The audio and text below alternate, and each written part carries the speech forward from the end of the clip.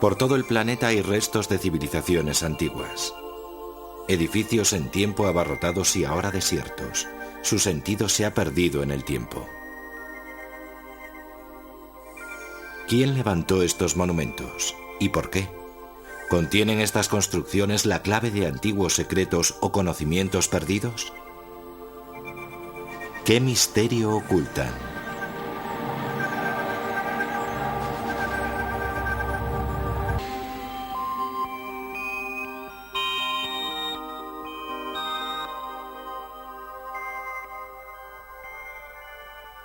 Los Andes peruanos, en Sudamérica. El paisaje escarpado oculta algunos de los monumentos más vetustos del mundo antiguo.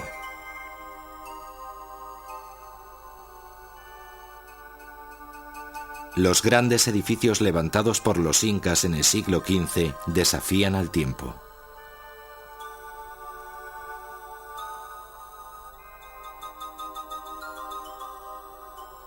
Un trabajo de la piedra tan habilidoso que en las juntas no entra ni una cuchilla de afeitar.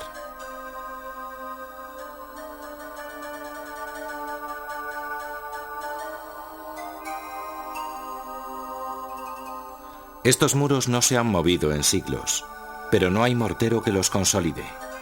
¿Cómo se construyeron?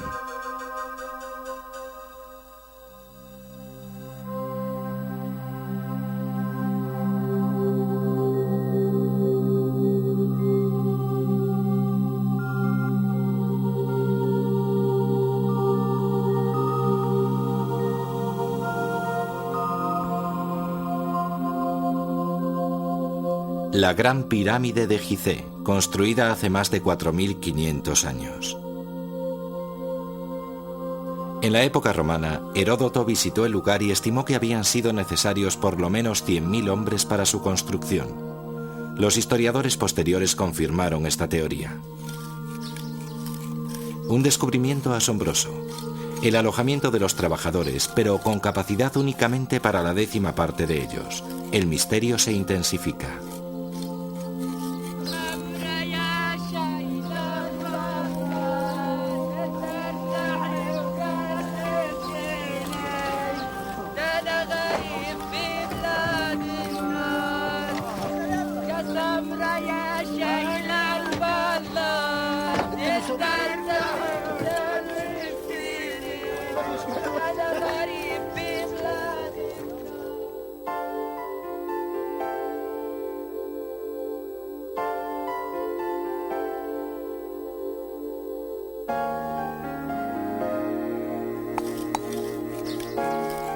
Durante miles de años la gente ha golpeado la roca blanda con la dura hasta darle forma y grabarla. La idea es sencilla, pero ¿permite erigir los grandes muros de los incas y los fantásticos monumentos grabados de los egipcios? Los hallazgos arqueológicos confirman esa teoría. Las marcas de la piedra concuerdan con el método del martillo y en ambos yacimientos se han encontrado piedras martillo. Encaja una pieza del rompecabezas. Unas herramientas sencillas pueden conseguir la precisión de las pirámides, cuadrados y triángulos perfectos alineados con los puntos cardinales. ¿Cómo consiguieron los egipcios semejante precisión? ¿Dominaban las matemáticas? Podían hacer cálculos matemáticos que implicaban el número pi, que no es lo mismo que descubrir este valor de forma abstracta con cálculos deliberados. De momento no hay pruebas de que usaron aparatos mecánicos como grúas. Una de las posibilidades sugeridas, que merece cierto crédito, es la utilización de una especie de balancín. Un dispositivo semicircular que, atado a sendos lados de un bloque, permite hacerlo rodar por una rampa. Pero es el único aparato insólito que se me ocurre que hayan usado los egipcios.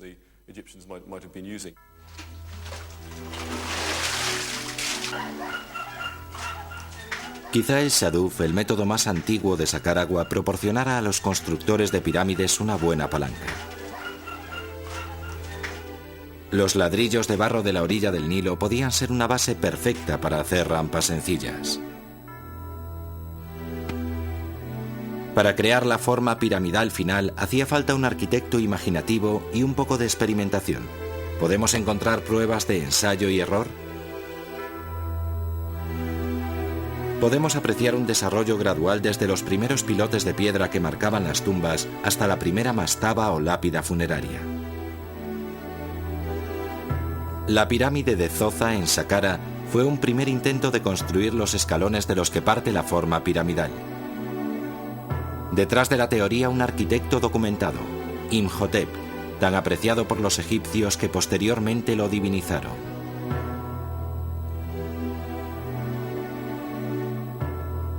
En Daisur, una pirámide más tardía es el primer intento de recubrir los peldaños a media altura, pero los constructores se dieron cuenta de que la estructura era demasiado empinada. Las futuras pirámides tendrían un ángulo más suave. De haber sabido tantas matemáticas, los arquitectos egipcios no hubieran necesitado todos estos intentos. Cuando contemplamos los restos de antiguas sociedades, nos maravillamos por lo que vemos. Ruinas enormes, piedras inmensas, estructuras complejas que nunca se nos ocurriría construir. Pero esa gente pensaba de otro modo. Y tenemos que aceptar que se trata de habilidades perdidas. Desde luego hemos perdido la capacidad de levantar pirámides, pero que las cosas desaparezcan no significa que tenga que hacerlas algún agente sobrenatural. Los seres humanos son muy listos. Un viaje a Egipto no se olvida. Si visitas Grecia o Roma, por ejemplo, ves cosas mucho más acordes con nuestra propia arquitectura. Así que miras un templo griego y quizá te recuerde el diseño de un banco de tu ciudad o algo así. Existen fuertes lazos entre la arquitectura clásica y la nuestra, mientras que si miras templos egipcios son totalmente distintos. Incluso hoy día estos monumentos serían difíciles de reconstruir, pero ¿es el método de construcción su mayor misterio? ¿Qué motivó a tanta gente a trabajar tanto en su creación? En Egipto se ha transmitido durante siglos la imagen de los esclavos y los trabajos forzados, pero ¿fue realmente así? La teoría clásica de que una pirámide se construía con 50.000 a 100.000 esclavos no nos adelanta mucho. Primero, ¿cómo los controlas sin una pistola? Segundo, ¿cuánta gente tienes que tener además de los 100.000 esclavos que acarrean la roca para controlarlos y organizarlos? ¿Dónde vivían? ¿Qué pasa con la comida para alimentarlos? Muchos problemas que no podemos explicar.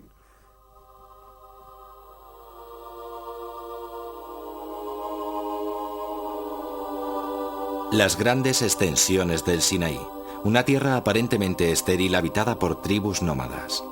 Aquí salió a la luz una de las ciudades perdidas más extraordinarias de la historia, escondida entre los grandes desfiladeros de arena del desierto, Petra.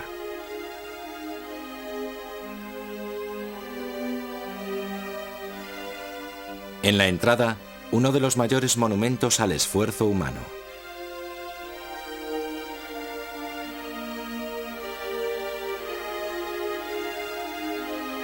Esta gran fachada, ahora llamada El Tesoro, protege una pequeña estancia. El método de construcción es sencillo. Hay apoyos para los pies a lo largo de los 70 metros de altura del edificio. En ellos, los artesanos arriesgaron sus vidas para grabar la fachada de roca. 2000 años después de su construcción, el tesoro sigue como nuevo, protegido de los elementos por los riscos circundantes. ¿Será la protección la clave de su secreto? Igual que el paisaje defendió al edificio de los elementos externos, este protegió a la gente que vivía en él. Pero las fuerzas naturales no eran la única amenaza. Petra, encrucijada de numerosas rutas comerciales, visitada por muchas tribus, era vulnerable. El tesoro demostraba la fuerza, el poder y la determinación del pueblo. La magnitud del esfuerzo humano era medio de disuasión y la ciudad prosperó durante siglos. Hasta el año 106 después de Cristo, con la llegada de los ejércitos invasores del Imperio Romano, los edificios siguieron inspirando temor.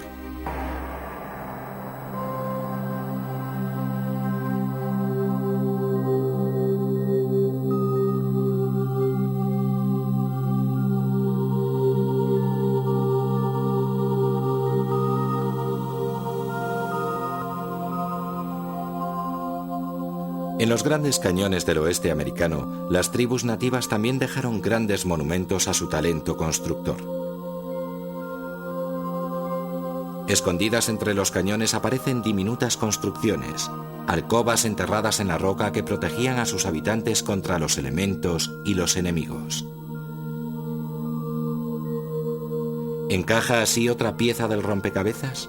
¿Tienen todos los monumentos finalidad de protección?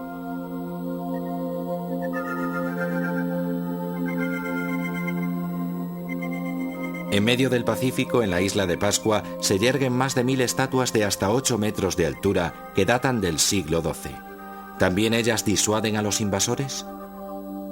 Entonces, ¿por qué los isleños colocaron esas enormes estatuas mirando tierra adentro?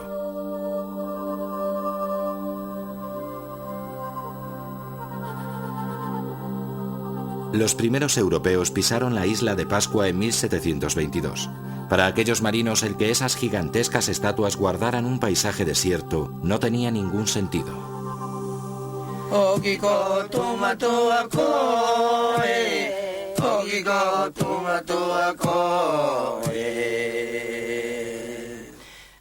Los isleños siguen cantando canciones transmitidas de generación en generación y que en forma de mito revelan la historia de las grandes estatuas.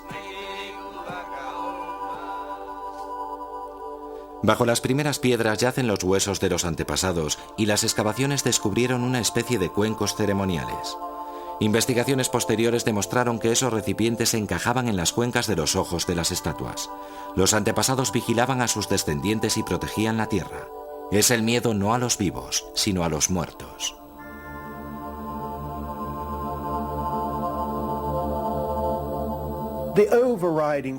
El mayor miedo es el miedo a la muerte. Por eso hace cosas la gente. Ellos querían saber qué había después de la muerte. Así que si sus sacerdotes, sus teocracias, su marco cultural decían que eso era lo que tenían que hacer para alcanzar la vida eterna, o para ir a un lugar feliz después de la muerte, o para evitar que los antepasados los asediaran y fastidiaran, un gran problema para ellos, pues lo hacían. Esas eran las cosas que preocupaban a la gente en el mundo entero. Y sigue siendo así en algunos sitios, y también para nosotros. Nosotros lo resolvemos olvidándolo y no hablamos de la muerte. Es un tema tabú. Pero para otras culturas fue un tema primordial, el que daba sentido a sus vidas, a su religión, a todo.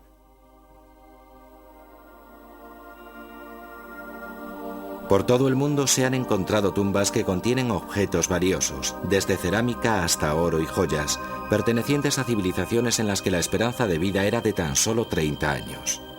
La protección en vida era fundamental, así como la protección en la vida futura.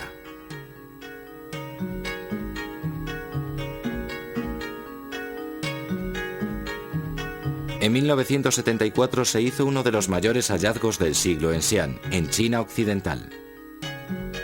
La excavación inicial halló un muro de guerreros de terracota, 8000 figuras de tamaño natural encargadas en el siglo III a.C.